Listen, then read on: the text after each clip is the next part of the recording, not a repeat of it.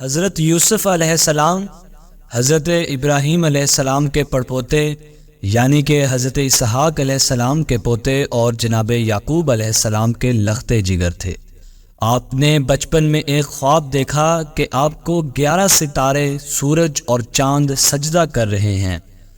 آپ نے اپنے والد گرامی سے اس خواب کو بیان کیا۔ حضرت یعقوب علیہ السلام نے جناب یوسف علیہ السلام کو اس بات کی نصیحت کی کہ آپ نے اپنے اس خواب کو اپنے بھائیوں کے سامنے بیان نہیں کرنا۔ اللہ تبارک و تعالیٰ آپ پر اور آل یعقوب پر آپ کے آباء و اجداد کی طرح نعمت کو پورا کرے گا۔ دوسری طرف حضرت یوسف علیہ السلام کے سوتیلے برادران حضرت یعقوب علیہ السلام کی محبت کے حصول کے لیے حضرت یوسف علیہ السلام کو بابا کی آنکھوں سے دور کرنے کی تدابیر کر رہے تھے تاکہ حضرت یعقوب علیہ السلام کی محبتوں کو حاصل کر لیا جائے۔ انہوں نے حضرت یعقوب علیہ السلام کے سامنے ایک پلان کے تحت اس بات کا اظہار کیا کہ آپ حضرت یوسف کے معاملے میں ہم پر بھروسہ کیوں نہیں کرتے؟ آپ ان کو ہمارے ساتھ روانہ کریں تاکہ وہ ہمارے ساتھ کھیلے اور کھائے پیے۔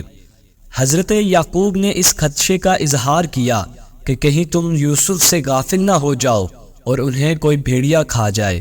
انہوں نے حضرت یعقوب علیہ السلام کو مطمئن کیا اور حضرت یوسف علیہ السلام کو اپنے ساتھ لے گئے اور ان کو ایک گہرے کنویں میں اتار دیا۔ بابا یعقوب کے پاس آ کر کہا کہ آپ کا خدشہ درست ثابت ہوا اور یوسف کو ایک بھیڑیا کھا گیا۔ حضرت یعقوب علیہ السلام نے اس بات پر صبر کیا اور خاموش ہو گئے۔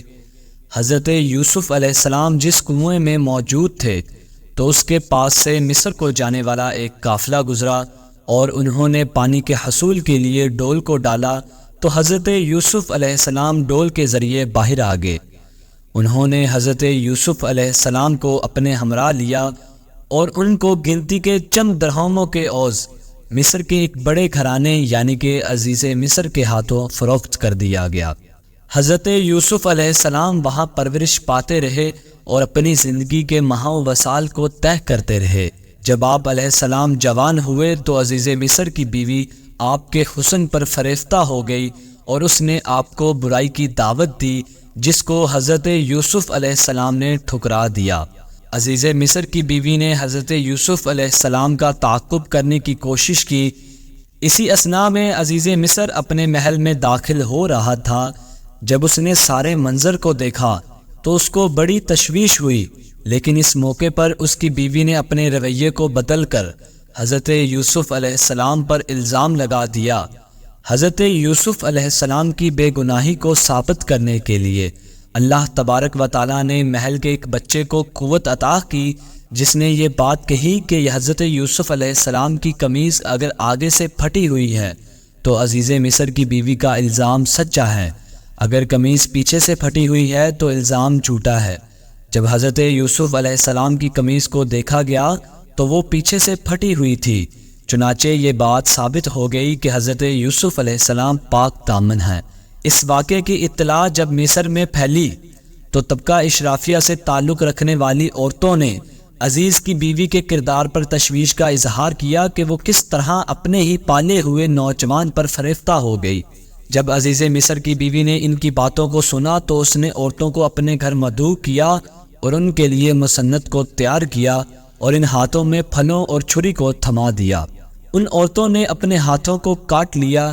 یوسف علیہ السلام اس سارے منظر کو دیکھ کر اللہ سے دعا کی کہ مجھے ان عورتوں کے مکر سے نجات دلا کر جیل خانے پہنچا دے۔ اللہ تعالیٰ نے آپ کی دعا کو قبول فرما کر آپ سے ان کے مکر کو رفع کر دیا۔ جب آپ علیہ السلام جیل خانے میں داخل ہوئے تو آپ کی 2 قیدیوں سے ملاقات ہوئی جنہوں نے اپنے خوابوں کو آپ کے سامنے رکھا۔ حضرت یوسف علیہ السلام نے ان کے خوابوں کو سن کر انہیں یہ بات بتلائی کہ تم میں سے ایک شخص سولی پر چڑھ جائے گا اور ایک بادشاہ کا ساقی بن جائے گا۔ ساقی بننے والے قیدی سے آپ نے کہا کہ بادشاہ وقت سے جا کر میری بات کا ذکر کرنا۔ قیدی آزاد ہونے کے بعد بادشاہ وقت کا ساقی بن گیا، لیکن وہ بادشاہ وقت کے سامنے حضرت یوسف علیہ السلام کا ذکر کرنا بھول گیا۔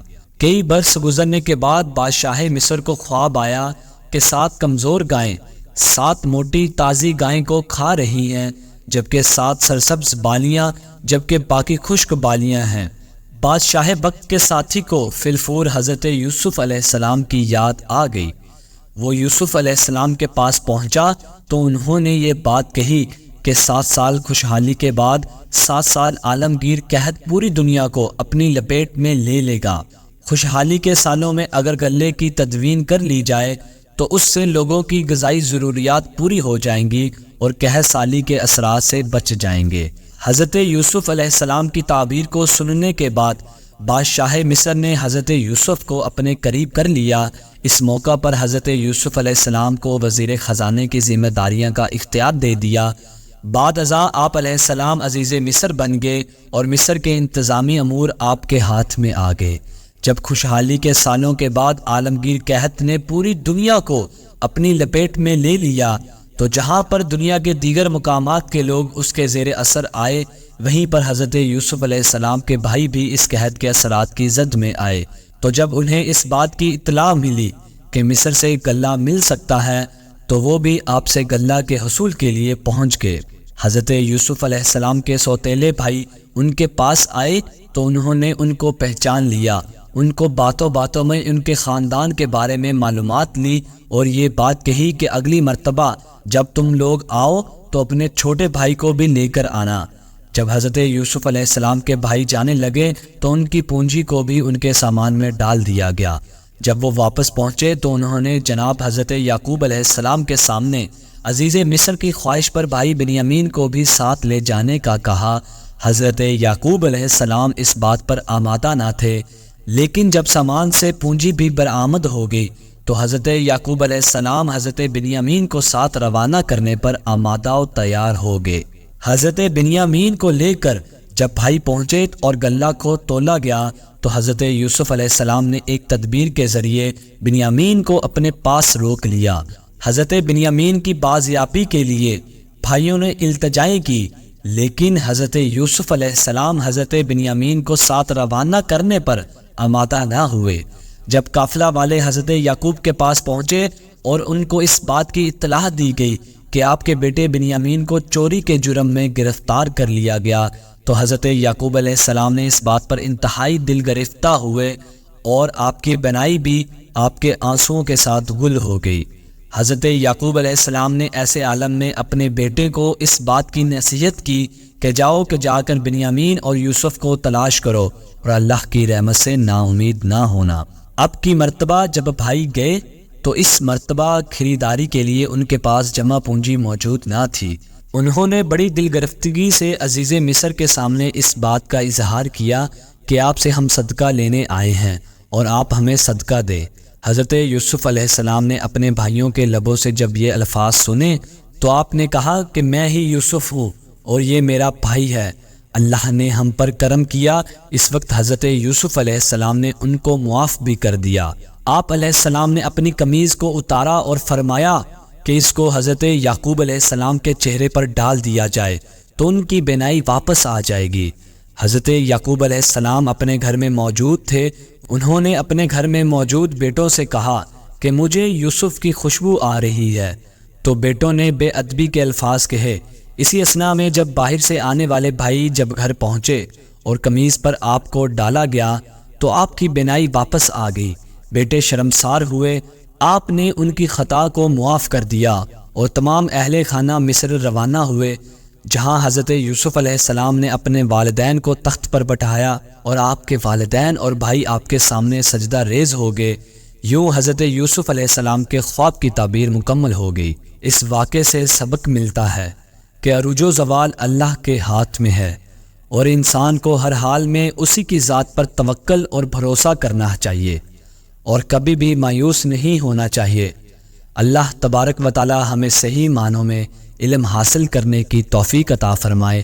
آمین ثم آمین۔ والسلام۔